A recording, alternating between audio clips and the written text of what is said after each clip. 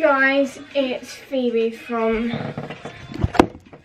Who's Phoebe, and welcome back to another Doctor Who video.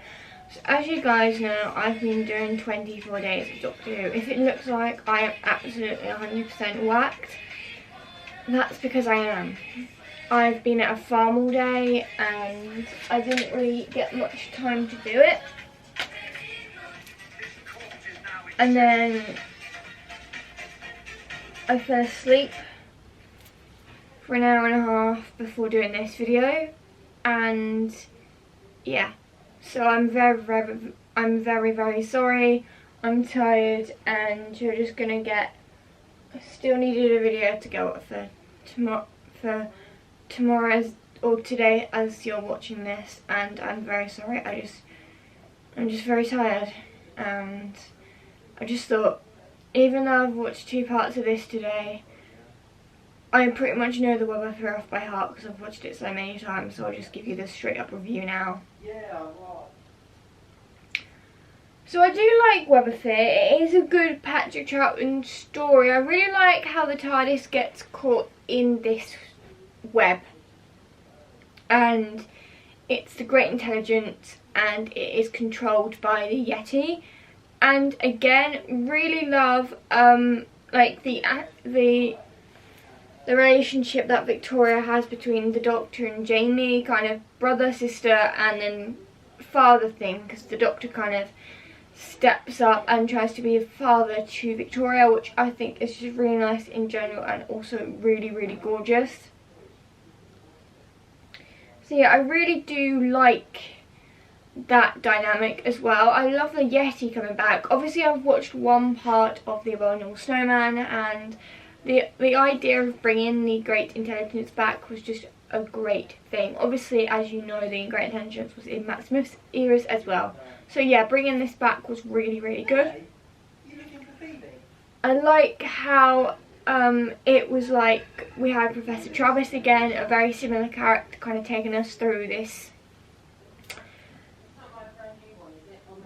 transition of the Yeti knowing exactly what they were, and also meeting his daughter Anne. I really do like that element of this particular story. Really gives you a dynamic between what Professor Travis has been doing over the last couple of years, and when he sees the Doctor, when he sees Victoria and Jamie, it immediately brings him back again, all that Tibet business that they had. And yeah, I generally really think that's a genius idea, bringing back a familiar character that everybody knows from a previous story, connecting it together and joining the dots.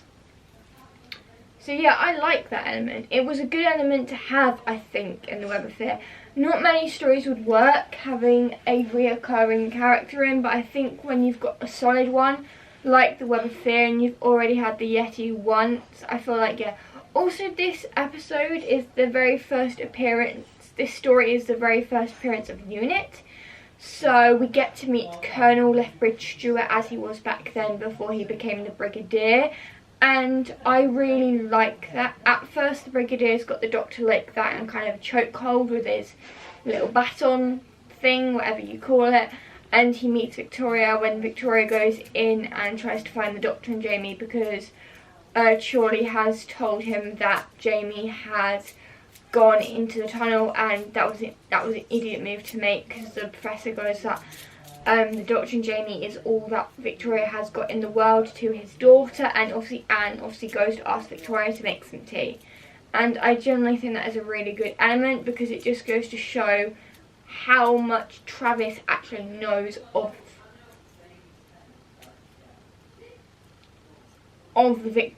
Victoria and Jamie. I just, you know, it's really nice to see.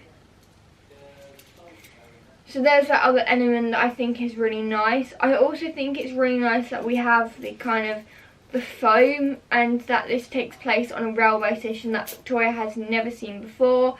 The Doctor points out that it's a little bit after her time, that these well, technically she would have had railway stations in the Victorian era, so a little bit before her time. She's never seen them before, so it's all kind of new to her. The Yeti, it was fairly obvious that the Yeti were robot controlled because of the way they move, and I think that is a really fun element. I'm not a massive fan in this story of splitting the Doctor, Jamie and Victoria up. I don't think it really worked. Victoria got kidnapped by the Great Intelligence again so they could get the Doctor to basically do what they wanted. The Great Intelligence basically wanted them to drain the Doctor's mind, and they wanted all of the knowledge in the universe that the Doctor had. So yeah, that's not as great because obviously they wanted all the knowledge that the Doctor has, and yeah, it's just not the best.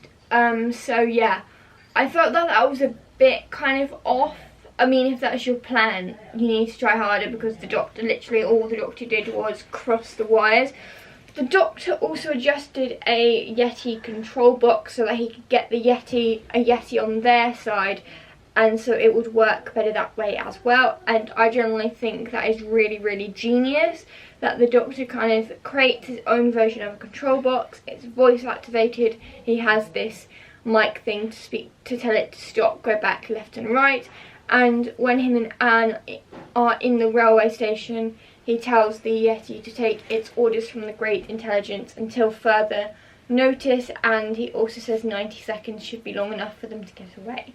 And again, I think the Doctor's scientific knowledge of this and how the spears work is amazing.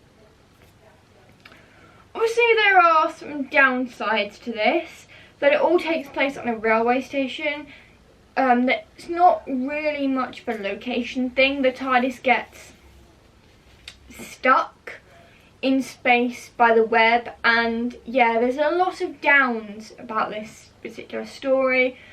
Splitting up the trio is not a good idea for this particular one, especially because Victoria's already scared enough as it is, and having her kidnapped by the Great Intelligence, not a smart move, because Jamie absolutely goes 100% ballistic at the Doctor for that, and it kind of affects their relationship. I do like the dynamic they have at the end when they see Arden, who is a soldier that has been taken over. At first you think he's on the good side, but it turns out he's actually working with the Great Intelligence to kind of kidnap the Doctor, kind of, you know. And then obviously Victoria hugs him and he kind of walks with her, kind of with one arm around her.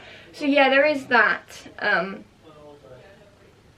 There is also that as well that is really annoying about kind of, I like how the Colonel is like a police box, knowing full well that the Doctor could possibly get them out of here, and they go and they try and find it, and yeah, so it's a bit odd. A couple of other things that I think this story could have definitely gone without: the pyramid.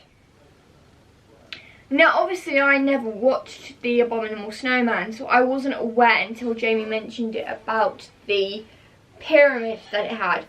That's not what I'm talking about. The pyramid I want to talk about is the pyramid that the Doctor with that helmet had to sit in.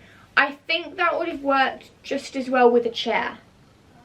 With a standard chair sat there waiting for the Doctor and not a pyramid shape, I personally think that would have worked better. Mostly just because the Doctor's quite a tall person, and also he was kind of stuck inside it when they were all trying to pull him out. So yeah, I definitely think a chair would have been better. Just my personal opinion. I know a lot of people like this story, I do as well. It's actually one of those feel-good stories, so I'm not trying to criticise it in any way. I'm just letting you know what I think of the negatives. And one more negative before I finish up with a few more positives. Also, like Jamie trying to ruin the Doctor's plan. I know it was kind of essential for the Doctor for Jamie to do that, but the Doctor already had a plan. He'd crossed that wires, but he didn't want to tell anyone, and Jamie just kind of getting a Yeti to beat up another Yeti. Not really a smart move. I like Jamie, he's one of my favourite companions, but he really should have listened to the Doctor. But overall, I think maybe that because I liked the Doctor's idea that the Intelligence weren't going to drain him. He was going to drain the Intelligence so that it wouldn't be such a menace for the universe. And because obviously that plan had gone incredibly wrong by so many ways, by Jamie interfering and the others as well, I think that because of that, the intelligence managed to was still out in the universe, and that's why we didn't see it until Matt Smith came along with the snowman and also a bunch of other things as well. If the Doctor had been able to drain the intelligence, then we definitely wouldn't have seen what we saw in the later years of the intelligence, because it was controlling computers by then, minds and snow. And I feel like the Doctor's plan could have worked if Jamie hadn't gone and interfered with exactly what he was planning to do. And I feel like the Doctor should have literally told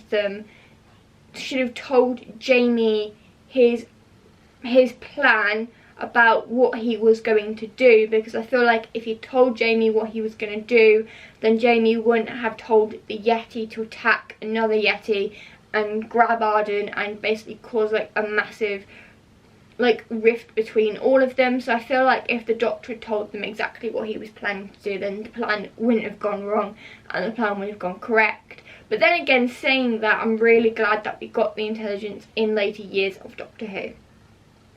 So overall, I'd give this story an 8 out of 10, mostly just because it's all shot in a railway station and there is some very negative points to this story that I really don't like. So yeah, if you enjoyed this video, please give it a thumbs up if you did, and make sure you hit the subscribe button down below, and also click the notifications bell so you get notifications every single time we upload.